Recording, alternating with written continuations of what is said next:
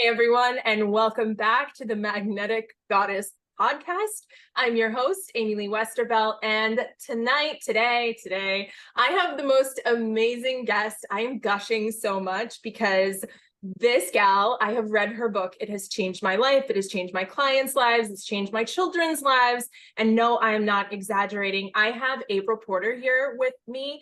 She wrote the book, Parenting the Child You Have, which is like one of the human design Bibles that I recommend to everyone who studies human design. And I have her right here in my studio. I'm so excited. Welcome, Aypril, to the show.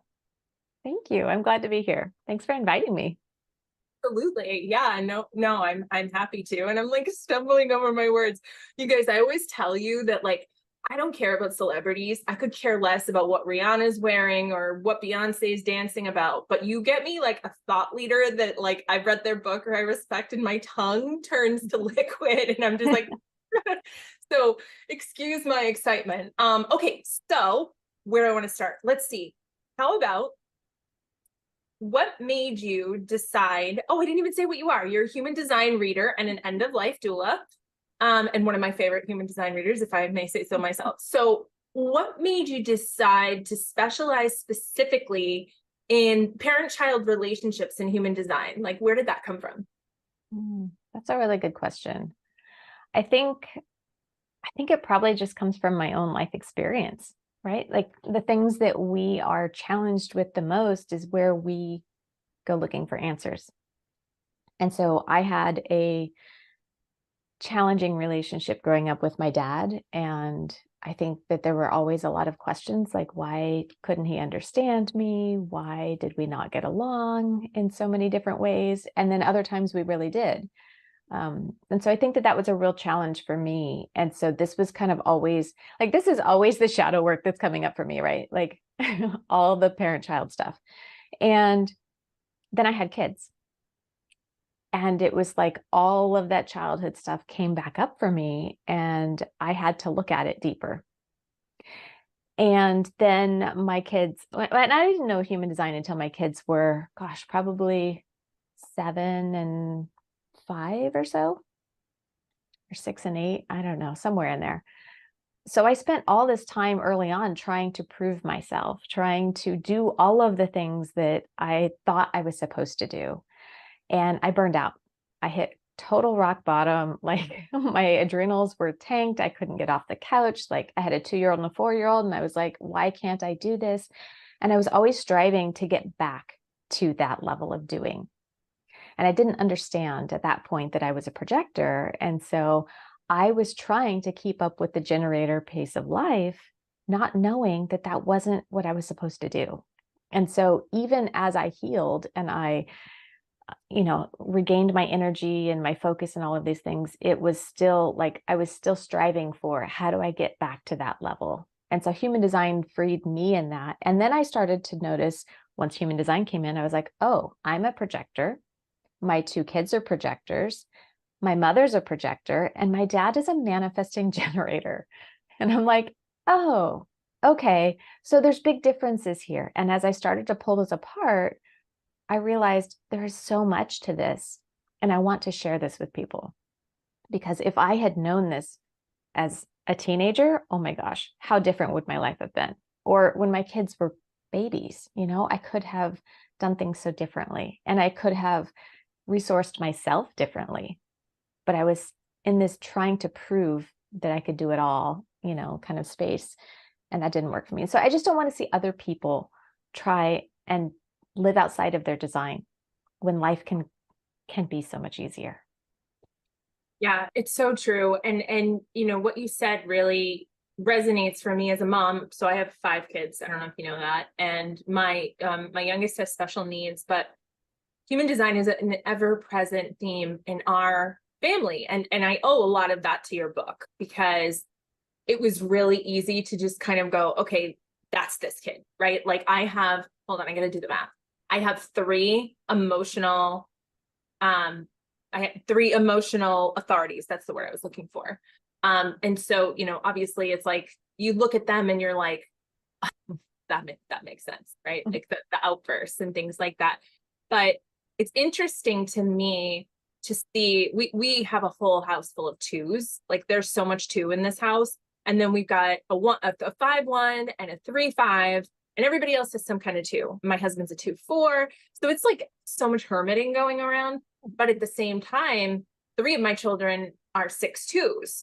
And so what they really are right now is 3-2s, right? So we've got these little experimenty people that are like also, you know, they've got this energy of like, I don't understand who I am. And what do you see when you look at me? And me being a 5-2, your book helped me so much, you know, especially being a generator. And I don't actually know my parents. I know their numbers because, give or take, because I know what day they were born.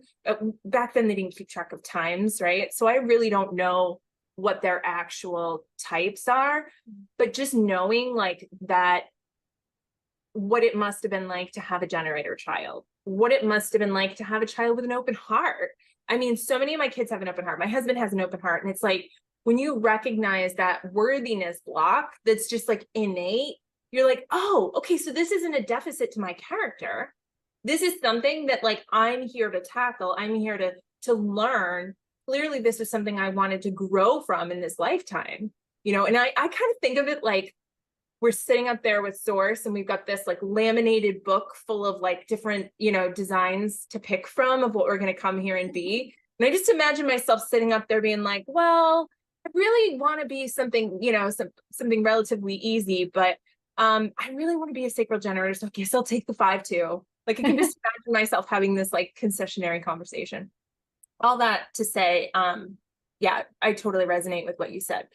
So when it comes to parenting a child that is a different energy than you, let's just start basic. And hopefully you guys, if you're listening, you have a basic understanding of human design. There's lots of different human design readers that have happened throughout the series. So if you're listening to this and you're like, I don't know what the heck this is, definitely make sure you have an understanding, because I'm purposely going deeper with April today because she's that good. And like, we don't want to waste this on like, what is human design? What does it mean? Like, I'm going to put it on you guys to make sure that you do that homework and learn what it is. So that being said, catching back up. So when you are a person who has a different energy type than your child, what do you think would be like, aside from like going into the specifics of them, like what might be an indicator, if you didn't know anything about human design, now I'm like contradicting myself, that you might have a different energy type than your child? Mm. Yeah, I think one of the big things that I see is in families where there's a lot of manifesting generator energy, and then you have like a manifester or a projector, especially a projector. You know, that child just doesn't always seem to fit in. It's like they're always going against the grain. They don't want to get up and go do the things necessarily that you want to do, or they're outperforming everybody else trying to get attention. So there's often like this child is kind of operating differently, and they're not sure how to work with them. It's like the parenting strategies that they've been using aren't working. And so that's kind of the point where people usually find me and they're like, okay, I heard about human design and these are the energy types and I don't understand it. What do we do with this? And I think, you know, we can be really basic with it. We can come down to, okay, the non-sacral energy types need more cycles of rest. They can't do at the level that the generators and manifesting generators can do in a sustainable way. They can do a lot of things, right? And so this is a misconception I see in human design, is like projectors just need to sit around and wait for the invitation. Like we can do lots of things. We have energy. We borrow sacral energy all day, but we need to be strategic about it. We need to learn that it's not our inherent energy and that it's not sustainable to go at that level 24/7. And so I think that is one of the biggest things, is like the sacral, non-sacral, and then also how do we ask questions to interact with them? If we're asking projectors yes, no questions all day long, which are designed for the generator or the manifesting generator, you know, they're going to be paralyzed. It's kind of like, I don't know. And they want to think about it. They want to talk about it. And then you have a manifesting generator parent who's saying, okay, just decide, let's get on with it, you know, because they've got that quick sacral energy that's like, let's go, let's do. And so there's often a mismatch in that needs to be understood so that they can work together. I resonate with that so much as a generator mom with my projector son. So I was telling you before we started, He's 9 years old. And the mantra of this child is wait for the invitation, because he tries so hard to be helpful that he does what you didn't even ask him to do. And then he gets frustrated because you're like, no, no, no, I don't want you to do that. And because he's created this and cultivated this energy of recklessness in trying to get things done, it's almost like we're like, I don't want you to do that because you're going to try to do it your way. You're going to try to like overdo it. And I don't want you to do that. And so I definitely noticed the difference. Like, for example, when we go stay at my in-laws, he has to sleep by himself and they don't understand that, right? They don't understand that. And they're like, well, why does he need, I'm like, because he needs to be out of everybody else's energy or he's going to try to interact, because literally the rest of us are generators and mani-jets, like literally the rest of us. Even my special needs son, who's 4, doesn't speak and doesn't walk, he's a 5-1 mani-jet. So, I mean, like even him, you can't even put him with him because he's a battery, right? And so, and honestly, I was at such a loss. And it wasn't until like I read this book and I'm just like, oh my gosh, like I have tools now. Like I know how to do, I mean, this was before I even knew he was an emotional guy. Like just the projector part of it was like, there's so much here. And like that was such a window in and such a realization, because parents, if you don't know any better, you're just going to think your child's being deliberately disobedient, or they're being insubordinate, or they're not listening, right? How many parents have been like, oh, my kid has selective listening? No, you're not communicating with them in an energetic language that they understand, right? Yeah, absolutely. I think the other piece that I really see come up in parenting struggles, and it's one that I get a lot of people with this too, is the manifestor child who is between like 9 and 11 or 12. There's the developmental changes that are happening then, and there's that preteen stuff that's happening. And oftentimes parents have been parenting in this way that is working for them, but it's not really working for the child. And at that point, that manifestor child starts to access their power, and they speak up more and they push back. And all of a sudden, these parents are trying to like clamp down on that and like get control of their child or the situation. And it just makes everything worse. And so when we can use human design to see that window and say, okay, this child actually needs less restrictions. I mean, keep the child safe, of course, and look out for them. But like, how can we give them more autonomy? How can we give them more of their own control of themselves? And that's where we find our freedom and the ease in parenting.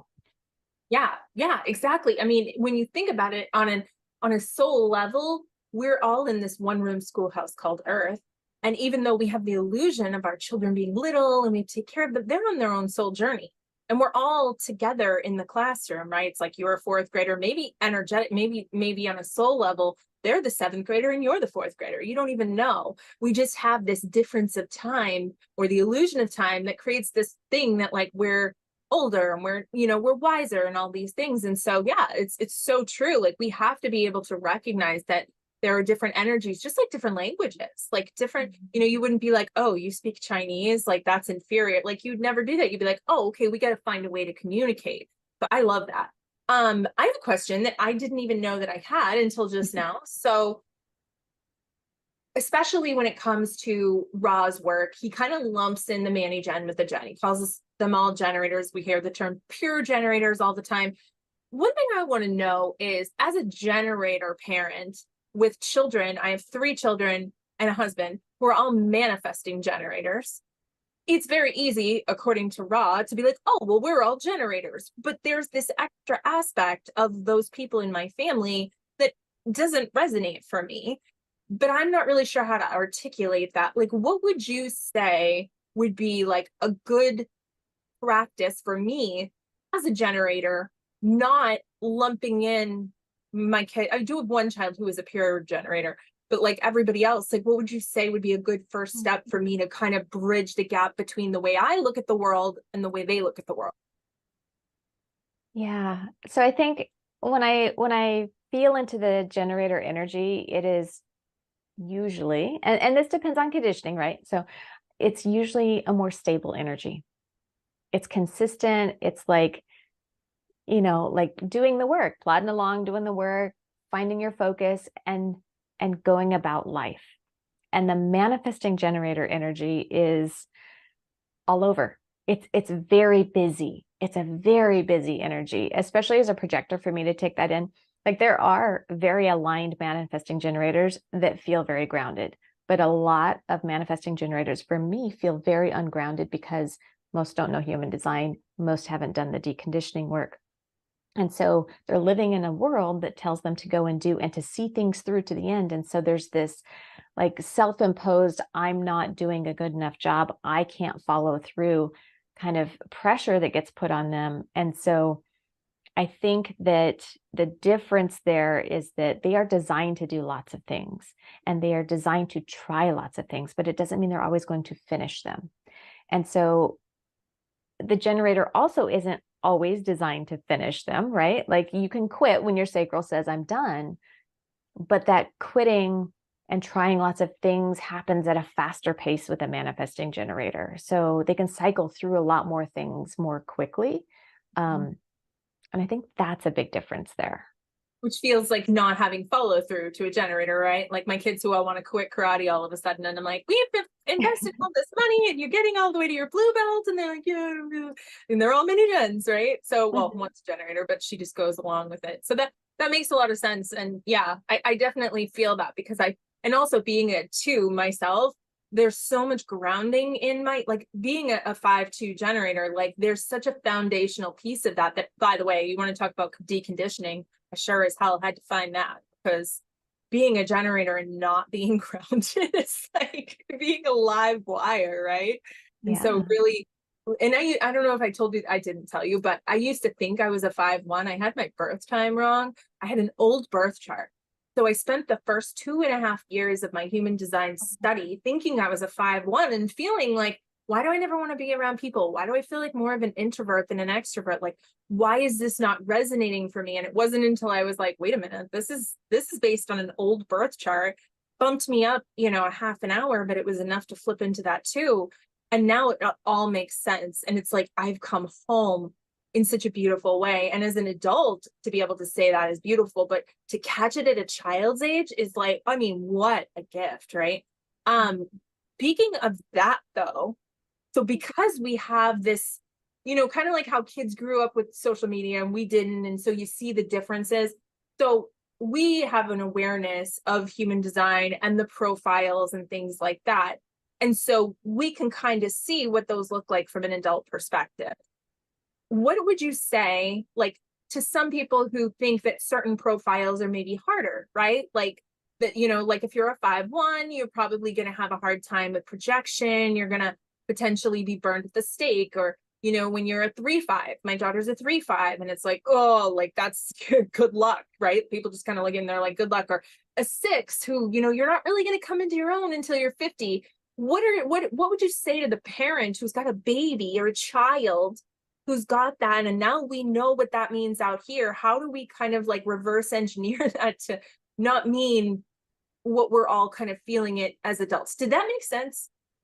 Yeah, I think so. And I think that we can look at the profiles the way we can look at any part of the chart. It's on a spectrum, right? There's the highest expression, there's the lowest expression, and there's everything in between.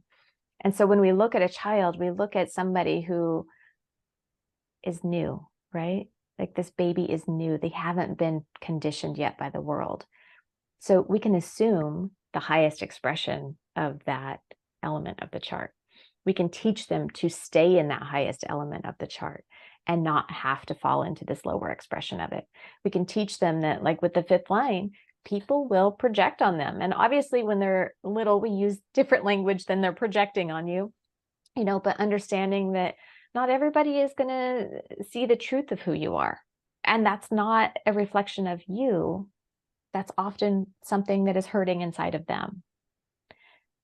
And so helping them to disconnect like their value, their worth, their identity from what people are projecting onto them, I think is really important. And I'm also a 5-2. So I think that one of the biggest things I see is with the 5th line profile is there's so much pain by the time we get to be adults if we haven't understood this element and we turn it inward.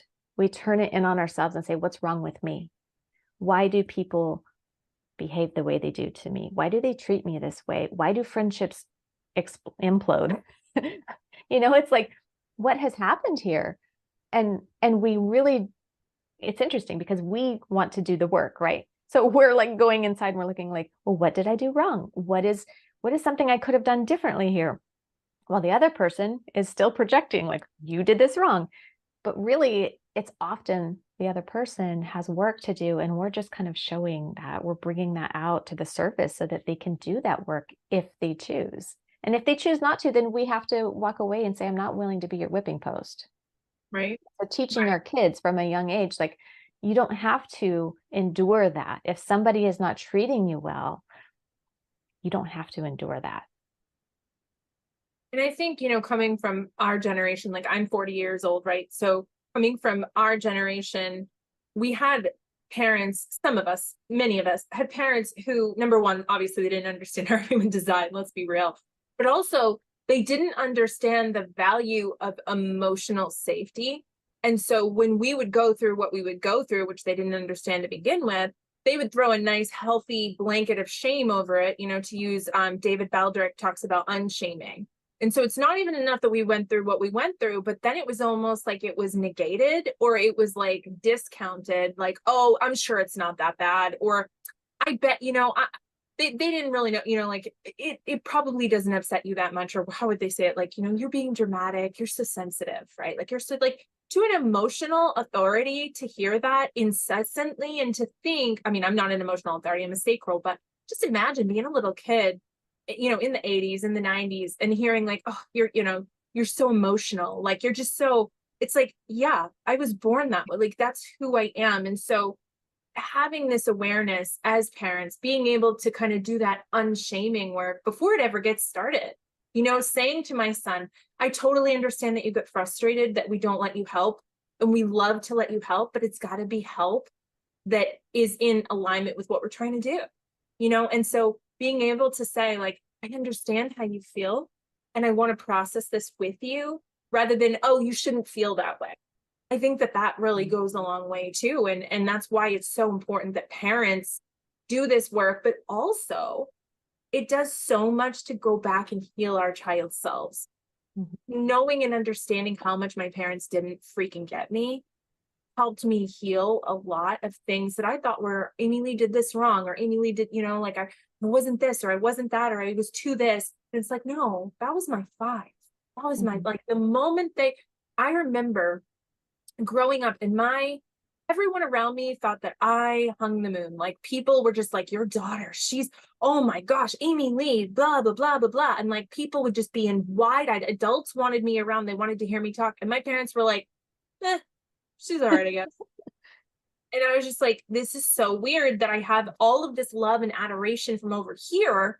And in here, it's like, they couldn't be bothered with me. And that was such a mind F for me. What's wrong with me? They really know me. So there must be some, and it's like, duh, you're a five. Like, you're literally a walking, and a 5'2". You're like projection, panoramic projection, right? And like that, I mean, just, I don't know. I just wish that we could go back in time and like and we're reparenting ourselves now. And the work that you're doing, such an instrumental piece of that.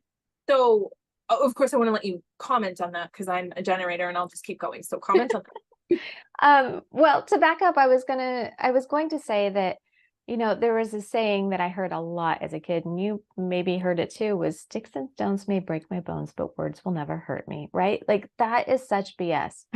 Words hurt, right? Like, and we replay them in our mind over and over and over. We ruminate on them. Yeah. And, to your point about being an emotional authority, yeah, it hurts. And when we are identified as our emotions, that is a big problem. Because when we grow up and we're told that we are emotional, or we are a sad child, or we are angry, that's another one, right? The anger, the frustration of the generator or the manifester, like all of those not self emotions are giving us a signal that something's out of balance or off course for us. But when we're told you are those things, not you feel those things, you are experiencing those things, then we tie up our identity with that. And then we carry that into adulthood. And that takes a toll as well. It really does. Yeah. And then it can be passed on through our child, to our children because we don't understand. And so, this work that you're doing, it's healing generationally, right? Like it's breaking these bonds of these unawarenesses and the ways that people thought they were being good parents, thought that you were supposed to do it, tough love, let the baby cry, all this bullshit that we grew up with. And it turns out like, oh, there's a better way. You mean I can actually calibrate to the unique needs of my actual child and differentiate like what they specifically need rather than treating them in an economical way and just, pretending that it's a choice? Yes, you can. And when you do, you will have an exponentially different relationship with your child, with your spouse, with your clients, with everything. And I think that this work is so crucial in pursuit of that. And speaking of which, you have a new workbook coming out that is a companion to the book that you guys are all required to go by the way. Like obviously you're all out there already getting it, but tell us a little bit about the workbook. Yeah. So the workbook is, honestly, I kind of think it's more like a lot of journal prompts. It's really asking you to go in and do that work of looking at what is here, what needs to be healed and released and aligned and moved through so that you can be the best parent and the person that you want to be, right? Like how can you live truer to your design? And so there are some steps that I recommend that you go through to get there, but each area of the book, it kind of mirrors the book, right? So a lot of the same format. And then it's just journal prompts and you get to choose the ones that you do. So I recommend like the book that you go through it front to back first, and then go back and choose the things that you want to spend more time on. But you can also just pick it up and open it up and say, okay, I'm a generator. I need to do some work around this, or the fifth line profile, right? And so there's prompts there for you to explore and consider like what is true for you, what needs some support and work around it. Oh my gosh, I cannot wait. And when does this come out? When do I get to put my hands on this? October 20th is our release date. So yeah. And it'll be on Amazon and all publishers, just like the book. So oh my gosh, I'm so excited for that. That's going to be amazing. And so if folks want to get in touch with you, if they want to get a reading from you, if they want to learn more about your work, where do they find you? my website is the best place. So aprilporter.com. I check my email frequently. I will say that I'm on Instagram and Facebook sporadically. I don't go into all the other social media stuff. And even that is kind of like when I feel inspired or when I feel like posting something, I will, but I'm not going to be on there all the time because projector energy, right? Like when it's there, it's there. And when it's not, it's not. That little piece of the pie, right? It's that 20%. Oh my gosh.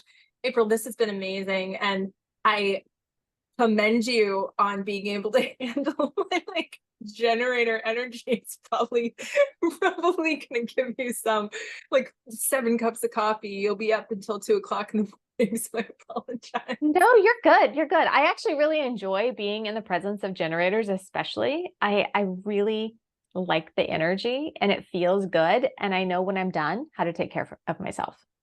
That's right. awesome.